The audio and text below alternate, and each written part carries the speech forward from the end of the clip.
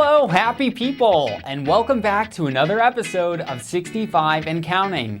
I'm your host, Adam Fry. I'm a certified Medicare planner, and I'm here to ask the important questions that you want answered by industry professionals. This show is for everyone and anyone coming up on that important milestone of 65 years old. That means retirement, it means Medicare eligibility, or it means that you're just plain interested in the world of retirement planning. Whatever it is, on this show you'll hear from the people that know it best. And another great episode for you today, because it's time to shine the educational spotlight on standalone prescription drug plans. That's right, we're going to take a look at those plans that help you at the pharmacy. And what great timing too, because we are smack in the middle of AEP, the annual election period. That means that by now, you should have received your recommendation from American Retirement Advisors for your next year's plan. Either you'll stay on the one that you're currently on, which will automatically renew on the first of the year with no effort on your part, or you'll get a notification that we found something more appropriate for 2021 and to make an appointment with us. So please check your email for information. And don't forget, we've always got workshops going on.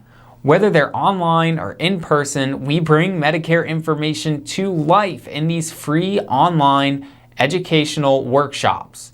When are they? You can check the schedule at www.123easymedicare.com or just give the office a call at 602-281-3898 and we'd be more than happy to help you.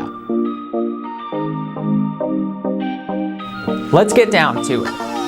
We're going to talk about prescription drug plans. What are prescription drug plans? Well, the title is pretty self-explanatory. Prescription drug plans, or Part D as in dog, Part D of Medicare, is what you use to cover your prescription medications at the pharmacy. It's an add-on benefit offered to everyone who has Medicare. Now I say add-on, but it's very important that most people pick up this coverage to avoid a penalty. The people that don't have to get a prescription drug plan if they don't want to are people that have what's called creditable coverage. That means that the coverage they have is expected to pay on average at least as much as Medicare's standard prescription drug coverage. People who have this kind of coverage when they become eligible for Medicare can generally keep the coverage without having to pay a penalty if they decide to enroll later in a Medicare prescription drug plan. Now remember, if you have creditable coverage, it doesn't necessarily mean that you'll want to keep it instead of a Medicare prescription drug plan.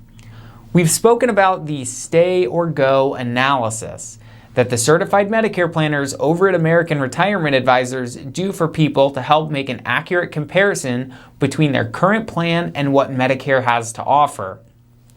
Some examples of creditable coverage would be things like your employee or retiree group insurance or VA benefits.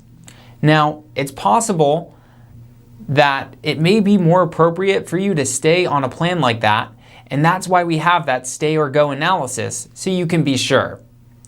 Now, what happens if you do get a penalty? Well, if you enrolled into a prescription drug plan after your initial enrollment period and you don't have creditable coverage, you'll get stuck with what's called an LEP, or a late enrollment penalty. And the actual cost of that penalty depends on how long you went without Part D, or creditable coverage. The LEP is calculated by multiplying 1% of the national base beneficiary premium times the number of full months that you didn't have coverage, and it rounds to the nearest 10 cents and adds that number to your prescription drug plan's premium every month. Also, your Part D premium could be affected by your income. If you remember back to our episode on Original Medicare, I talked about that income-related surcharge called IRMAA, IRMAA, that can get tacked onto your Part B premium due to your income being higher than specific thresholds set by the government.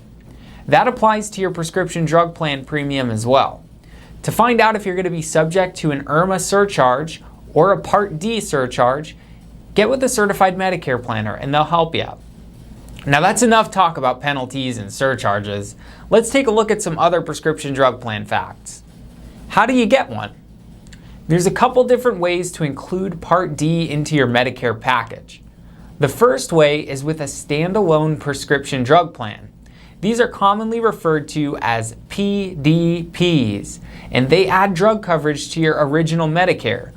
Most people enroll in these types of plans with original Medicare and a Medicare supplement, because Medigap plans or Medicare supplements don't come with prescription drug coverage. You can also add them to some Medicare cost plans, private fee-for-service plans, and Medicare medical savings account plans. There's a super wide variety of standalone prescription drug plans, so it's important to find one that's right for specifically you. And remember, there's no one-size-fits-all. There's no best plan. It's just the most appropriate plan for the individual. The one with the lowest premium isn't always the best fit. What our certified Medicare planners do is they take a look at all your medications and find a plan that covers your specific medications with the lowest copays at the pharmacy you like to go to, and then they take a look at that monthly premium. We take a look at the combined lowest copays and premiums when making recommendations. The numbers will tell you what the right choice is. The other way to get prescription drug coverage is through a Medicare Advantage plan. Now, I already did an episode about those, so go ahead and watch it if you haven't already, because there's lots of important information on them that I won't cover in this episode. We commonly refer to Medicare Advantage plans as all-in-one plans because it'll cover your health needs and your prescription needs.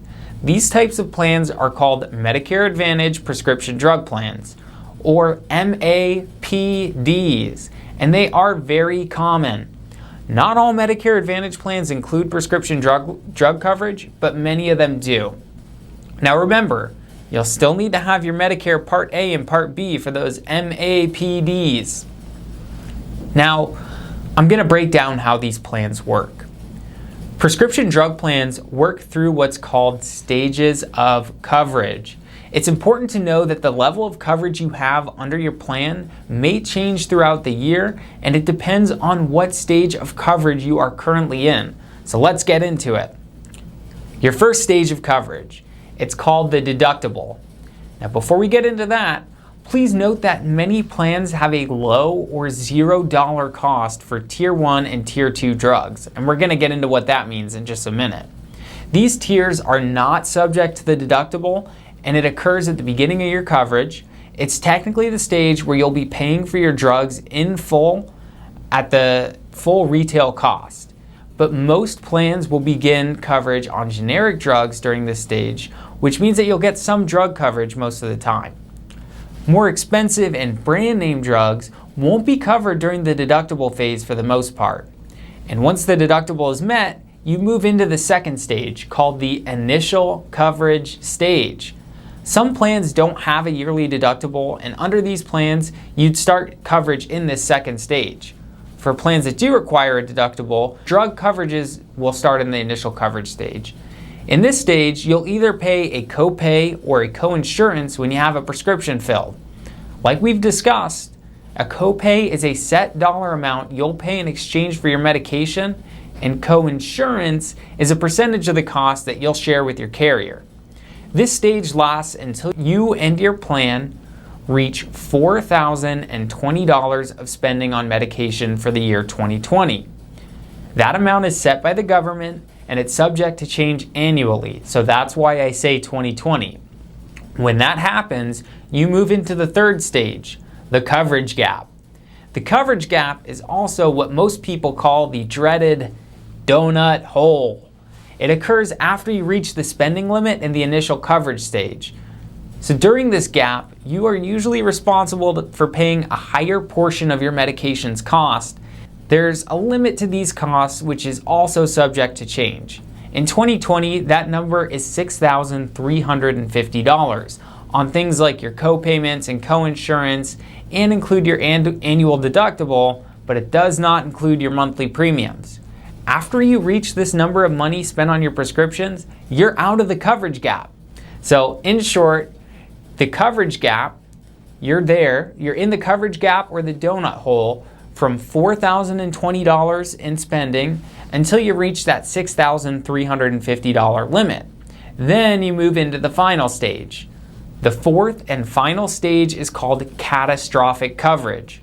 So after you hit that troop that we were talking about, that $6,350, then you leave the donut hole and you start paying a different copay or coinsurance for both generic and brand name prescriptions. In this stage, the copays are typically even lower than the initial coverage stage, and it lasts until the end of the plan year.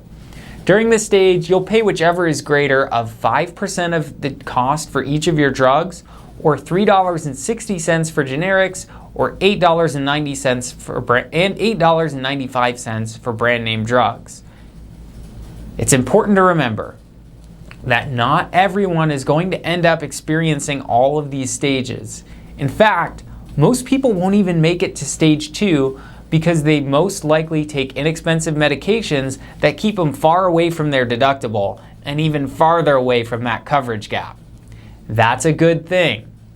Now you may be asking, how do I know if my drugs are even covered on a plan? Well, let's talk about formularies. Each plan offers prescription drug coverage that must give at least a standard level of coverage set by Medicare. Plans can vary the list of prescription drugs they cover, that's called a formulary, and they place these medications in different tiers. These formularies include both generic and brand name drugs, and they include at least 2 drugs in the most commonly prescribed categories and classes. This helps make sure that people with different medical conditions can get the prescription drugs that they need. All Medicare prescription drug plans must cover at least 2 drugs per category. The plans place the different medications in these formularies into what's called tiers. Now the first tier, or tier 1, will have the lowest copayment and is mostly generic drugs. The second tier, or tier 2, has a medium level copayment, and this includes preferred brand name prescription drugs. The third tier, or tier 3, has a higher copayment and includes non-preferred brand name drugs. Then there's tiers 4 and up.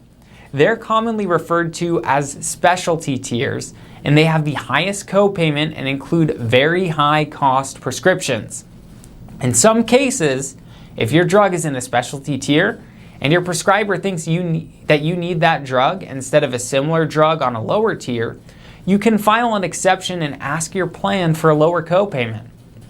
Now these formularies change every year, so if you're already on a prescription drug plan and your medications haven't changed, the plan may change on you.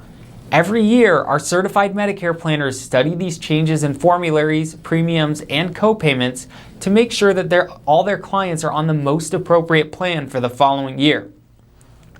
They do that as a service during what's called Medicare's annual election period, where people on Medicare have an opportunity from October 15th to December 7th to make a change in their plans to take effect the first of the following year. And wait, isn't that going on right now? If you haven't already, make sure to provide American Retirement Advisors with the appropriate information so they can complete the research and make a recommendation for you. Wow, this is all very complicated stuff for people to navigate on their own, and the certified Medicare planners are here for you. So that's prescription drug plans in a nutshell. So thanks for tuning in this week, and don't forget to like the video, subscribe to our page, and share us with all your friends. And most importantly, have a great week.